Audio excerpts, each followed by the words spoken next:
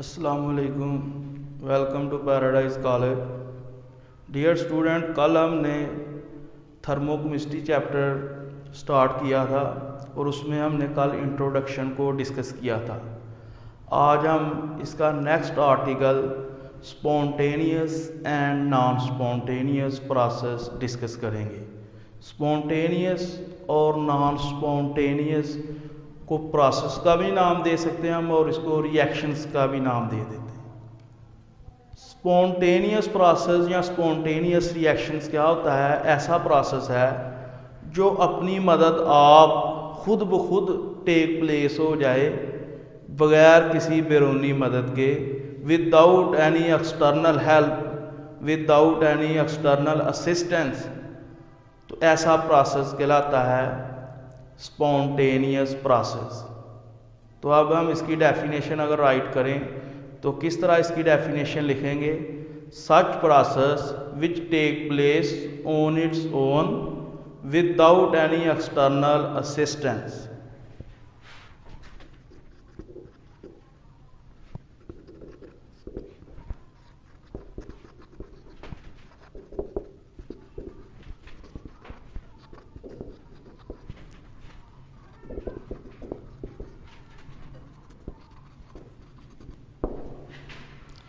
कि ऐसा प्रोसेस जो खुद ब खुद टेक प्लेस हो जाए बगैर किसी बैरूनी मदद के, तो ऐसे प्रोसेस को हम स्पॉन्टेनियस प्रोसेस का नाम देते हैं या स्पॉन्टेनियस रिएक्शंस का नाम देते हैं। स्पॉन्टेनियस प्रोसेस जो हैं ये मूव करते हैं नॉन इक्विलिब्रियम से इक्विलिब्रियम स्टेट की तरफ।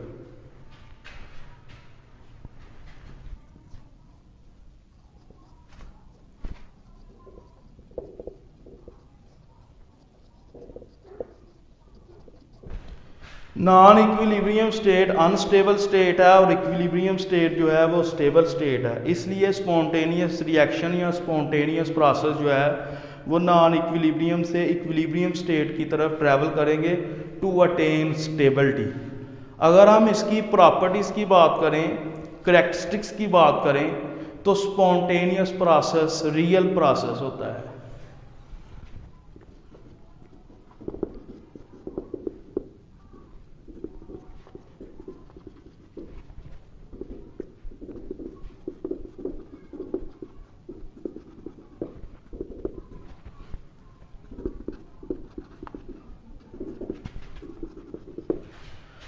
तो खुसूसियात में हमने डिस्कस किया कि ये एक हकीकी प्रोसेस है, रियल प्रोसेस है, ये यूनिडायरेक्शनल प्रोसेस है, सिर्फ इसकी एक ही सम्मत होती है, और ये इरिवर्सिबल प्रोसेस, ऐसा प्रोसेस जो एक बार वकूअ पज़ीर हो गया तो उसको हम रिवर्स नहीं कर सकते, तो इसलिए इसको हम इरिवर्सिबल प्रोसेस का भी नाम देते हैं। यानी कि ये रियल प्रोसेस होता है, यूनिडायरेक्शनल प्रोसेस है और इरिवर्सिबल प्रोसेस है, इसको दोबारा रिवर्स नहीं किया जा सकता।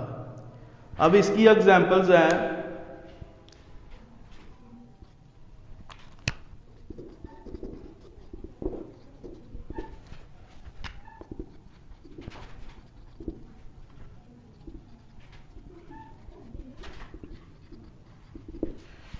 हरारत का फ्लो करना गर्म इजसाम से ठंडे इजसाम की तरफ, तो ये भी एक स्पॉन्टेनियस प्रोसेस है।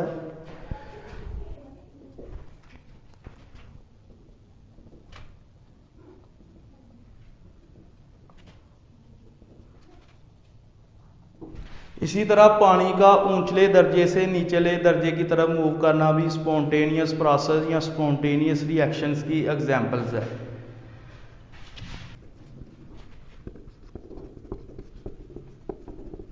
इसी तरह न्यूट्रलाइजेशन रिएक्शन, जिसमें एसिड और बेस रिएक्ट करके साल्ट और वाटर बनाते हैं, तो ये भी स्पॉन्टेनियस रिएक्शंस की एग्जांपल्स है।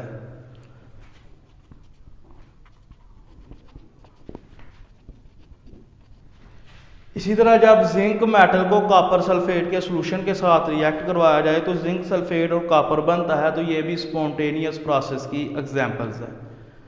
ये जो अभी हमने स्पॉन्टेनियस रिएक्शंस की डिस्कशन की है कि ऐसे प्रोसेस जो अपनी मदद आप टेक प्लेस हो जाएं, वकूअ पज़ीर हो जाएं बगैर किसी बैरूनी मदद के, तो ऐसे प्रोसेस को हम स्पॉन्टेनियस प्रोसेस का नाम देते हैं। लेकिन ऐसे प्रोसेस को भी हम स्पॉन्टेनियस प्रोसेस का नाम दे देंगे जिनको चलाने के लिए small amount of energy required हो, लेकिन जब वो स्टार्ट हो जाएं तो वो अपनी मदद आप आगे चलते रहें, तो ऐसे प्रोसेस भी स्पॉन्टेनियस प्रोसेस कहलाते हैं।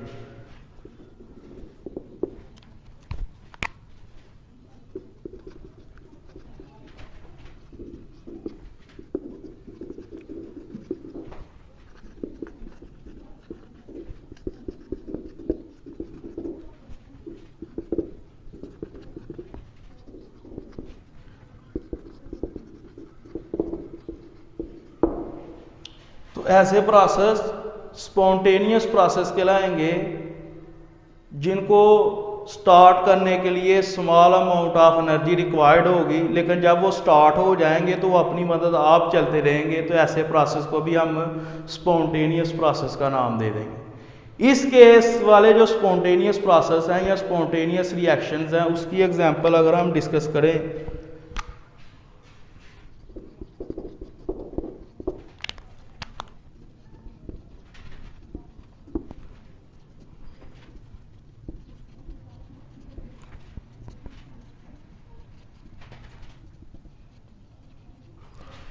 तो बर्निंग ऑफ कोल, कोयले का जलना। अब आप देखें कि कोयला अगर एटमॉस्फेयर में मौजूद है, ज़मीन पर मौजूद है और हवा भी मौजूद है, तो जब तक आप इसको जलाएंगे नहीं तो ये नहीं जलेगा। तो इसको जलाने के लिए small amount of energy required होती है। जब आप इसको जला लेते हैं तो ये अपनी मदद आप जलता रहता है, तो ये भी स्पॉन्टेनियस प्रोसेस की एग्जाम्पल है।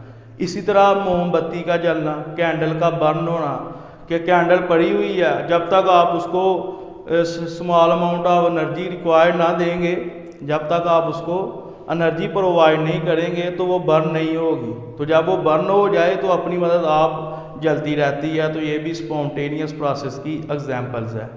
इसी तरह सुई गैस का जलना या पेट्रोल का जलना, तो ये भी स्पॉन्टेनियस प्रोसेस की एग्जांपल्स हैं।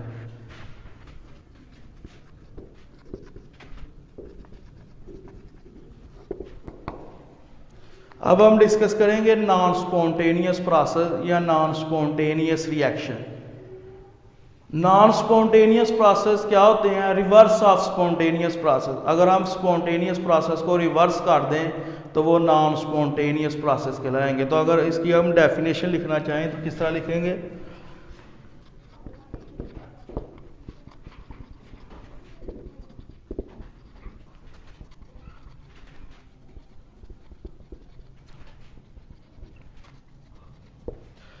नॉन स्पॉन्टेनियस प्रोसेस जो है वो स्पॉन्टेनियस प्रोसेस का रिवर्स होता है। और इसकी डेली लाइफ में एग्जांपल्स क्या हैं?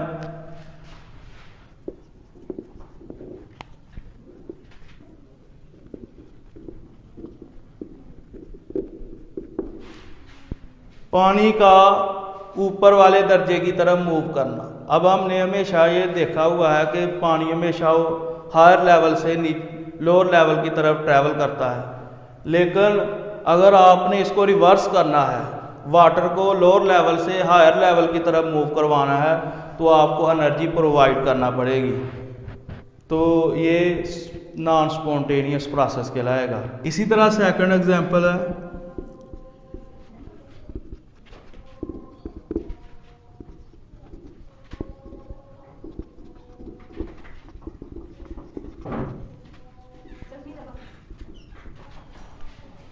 इसी तरह हमेशा ये होता है कि हीट जो है वो हार्ड बॉडी से कूल्ड बॉडी की तरफ ट्रैवल करती है, लेकिन अगर आपने कूल्ड बॉडी से हार्ड बॉडी की तरफ हीट ट्रांसफ़र करनी है तो आपको एनर्जी प्रोवाइड करना पड़ेगी। तो ये भी नॉन स्पॉन्टेनियस प्रोसेस की एग्जांपल कहलाएगी। Non spontaneous process, reverse of spontaneous process.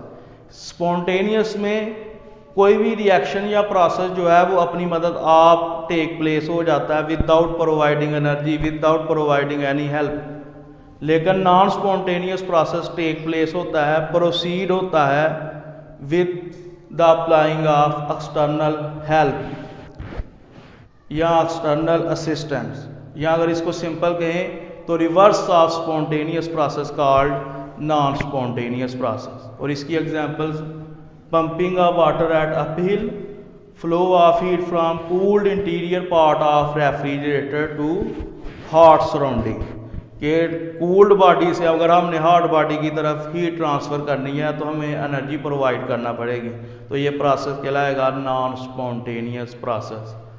अब अगर हम इसकी प्रॉपर्टी डिस्कस करें, करैक्टरिस्टिक्स डिस्कस करें, तो किस तरह करेंगे?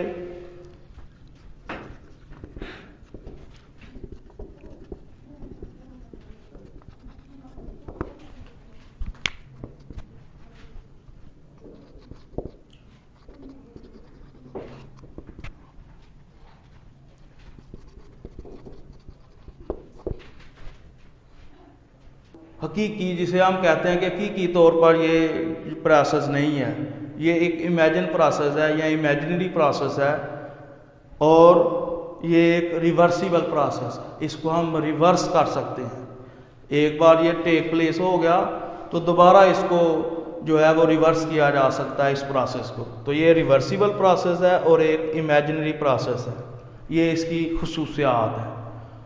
अब हम डिस्कस करते हैं relation between spontaneous, non spontaneous and exothermic reactions. हम कहते हैं कि जितने भी एक्सोथर्मिक रिएक्शंस हैं वो सारे के सारे स्पॉन्टेनियस हैं, लेकिन ये ज़रूरी नहीं कि सारे के सारे स्पॉन्टेनियस प्रोसेस जो हैं वो एक्सोथर्मिक रिएक्शंस हों। वो एक्सोथर्मिक रिएक्शंस भी हो सकते हैं और एंडोथर्मिक रिएक्शंस भी। अभी हम डिस्कस करते हैं।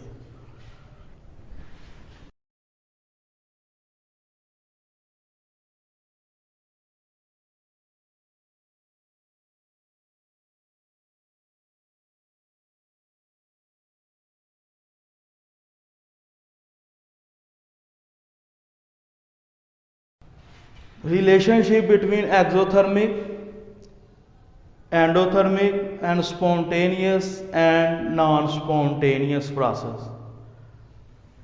हम ये डिस्कस करेंगे कि जितने भी एक्सोथर्मिक रिएक्शंस हैं वो स्पॉन्टेनियस प्रोसेस कहलाते हैं, लेकिन स्पॉन्टेनियस प्रोसेस जो है वो एक्सोथर्मिक भी हो सकता है और एंडोथर्मिक भी हो सकता है।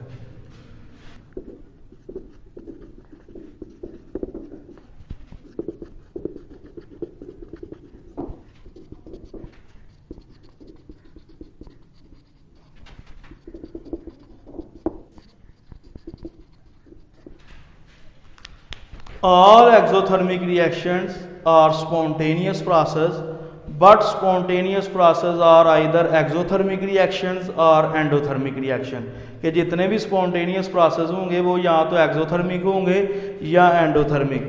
अब ये बाद में पता चलेगा जब हम इसको फ्री एनर्जी की टर्म में डिस्कस करेंगे, तो एक्सोथर्मिक रिएक्शंस कब स्पॉन्टेनियस होते हैं और स्पॉन्टेनियस प्रोसेस कब एंडोथर्मिक रिएक्शंस होते हैं।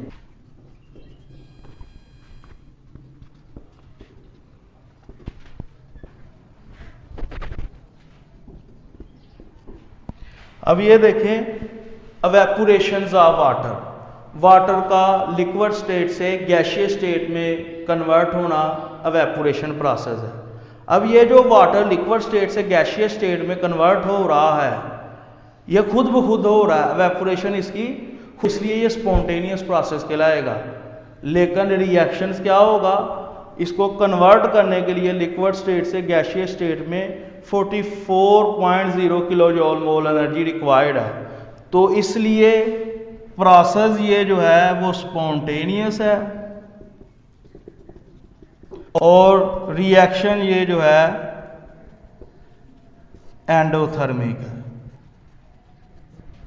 अभी हमने बात की कि जितने भी एक्सोथर्मिक रिएक्शन है वो सारे के सारे स्पॉन्टेनियस प्रोसेस कहलाते हैं, लेकिन स्पॉन्टेनियस प्रोसेस एक्सोथर्मिक रिएक्शन भी हो सकते हैं और एंडोथर्मिक रिएक्शंस भी। ये जो एग्जांपल मैंने आपके सामने डिस्क्राइब की है, conversion of liquid into gaseous water, liquid water का गैशियस वाटर में कन्वर्ट होना प्रोसेस ये स्पॉन्टेनियस है, लेकिन इसमें 44.0 kilo joule mole energy required होती है। तो इसलिए ये एनर्जी की बेस पर, इंथैल्पी की बेस पर ये प्रोसेस जो रिएक्शंस है ये एंडोथर्मिक कहलाता है।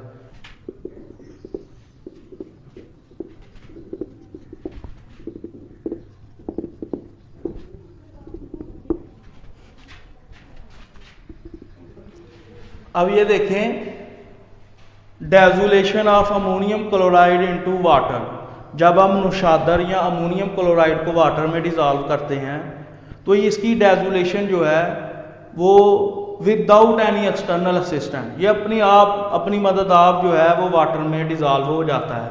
Ammonium ion aqueous plus chloride ion aqueous, ये एक्वस से मुराद है कि इसमें वाटर प्रेजेंट है। एक्वस इंडिकेशन करता है प्रेजेंस ऑफ वाटर को, तो इसकी डेजुलेशन जो है वो खुद ब खुद हो रही है, तो ये प्रोसेस स्पॉन्टेनियस है, लेकिन इसकी डेजुलेशन के लिए 15.1 किलो जूल मोल एनर्जी जो है वो अब्जॉर्ब होती है, तो इसलिए ये रिएक्शन एंडोथर्मिक कहलाएगा।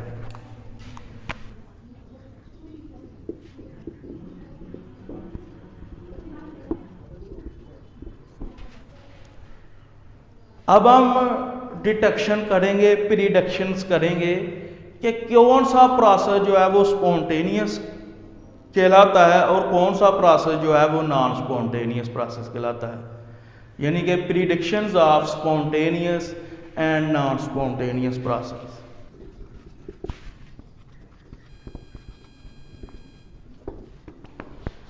Prediction of spontaneous and non spontaneous process, कि कौन सा प्रोसेस स्पॉन्टेनियस होगा और कौन सा प्रोसेस नॉन स्पॉन्टेनियस होगा। तो इसको डिटरमिन किया जाता है in term of Gibbs free energy. तो स्पॉन्टेनियस प्रोसेस वही प्रोसेस कहलाता है अगर सिस्टम की जो फ्री एनर्जी है वो क्या हो रही हो, डिक्रीज हो रही हो। क्या हो रही हो, डिक्रीज हो रही हो, तो ऐसा प्रोसेस को हम स्पॉन्टेनियस का नाम देते हैं। इसके लिए एक इक्वेशन है delta G is equal to delta H minus T delta S.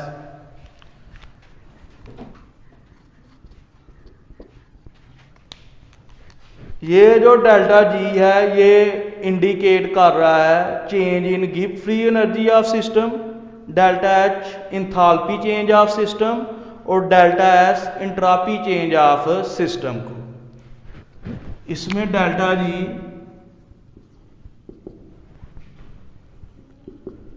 Free energy change of system,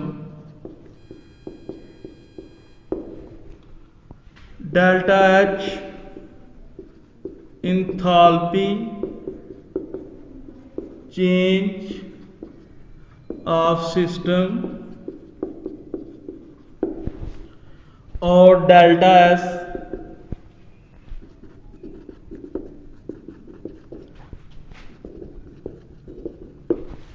ये जो मैंने अभी इक्वेशन लिखी है delta G is equal to delta H minus T delta S, इसमें delta G free energy change of system, delta H enthalpy change of system, T absolute temperature, delta S entropy change of system को indicate कर रहा है।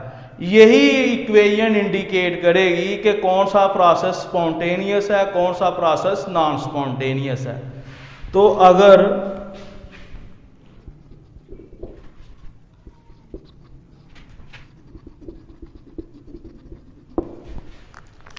Delta G की value 0 से less आ जाए, less than 0 आ जाए, तो प्रोसेस स्पॉन्टेनियस प्रोसेस कहलाएगा। और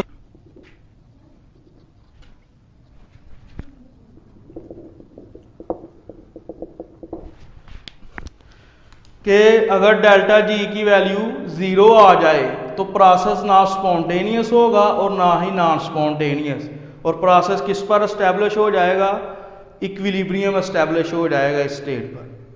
और ये डेल्टा जी की वैल्यू 0 कब आ सकती है, जब डेल्टा एच की वैल्यू भी 0 हो और डेल्टा एस की वैल्यू भी किसके इक्वल हो जाए, 0 के इक्वल हो जाए। तो delta G is equal to 0।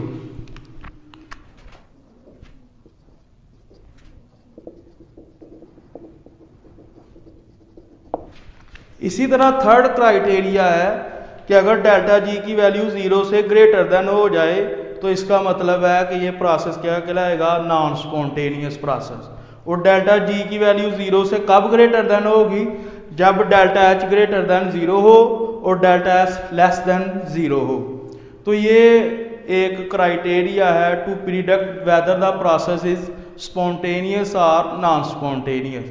तो किसी भी प्रोसेस की स्पॉन्टेनियसली और नॉन स्पॉन्टेनियसली को चेक करने का जो मेथड है वो एक केमिकल इक्वेशंस है, थर्मोडाइनामिकली एक इक्वेशंस है, वो कहलाती है delta G is equal to delta H minus T delta S. Delta G इसमें change in Gibbs free energy, delta H enthalpy change of system, T delta S entropy change of system और T is absolute temperature.